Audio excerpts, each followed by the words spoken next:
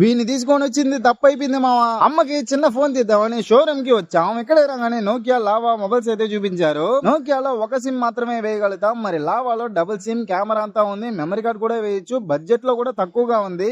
అది కాకుండా మనం ఆల్రెడీ లావా వాడున్నాం కాబట్టి మళ్ళీ లావానే తీసుకున్నాం. అలాగే లావా మొబైల్ కన్ఫర్మ్ చేయగానే బాక్స్ ఓపెన్ చేసి టెంపర్ గ్లాస్ కూడా వేస్తున్నారు. సరేలే మంచిదైపోయిందని ఒక పక్క చూస్తుంటే ఇంకో పక్క మన బొడ్డోడు స్మార్ట్ ఫోన్ కావాలని ఏడుస్తున్నాడు.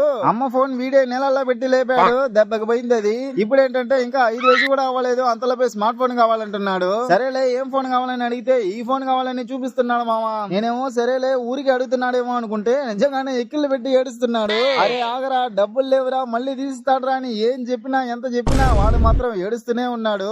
ఇంకా ఇలా కాదని ఎంత ఏడిచినా పర్లేదని అలాగే బయటికి తీసుకొని వచ్చాను. ఇక్కడ రాగానే మొహం మొంగమూరి తిప్పాడు. సరేలే ఎలాగోలా అని ఇంటికి తీసుకొని వచ్చాను మామ. వాటి మాత్రం అర్థమైంది, ఇంకెప్పుడు వీడిని మొబైల్ షాప్ మాత్రం తీసుకొని రాకూడదని. మీరు పిల్లల్ని మొబైల్ షాప్ మాత్రం తీసుకెళ్ళకండి మామ.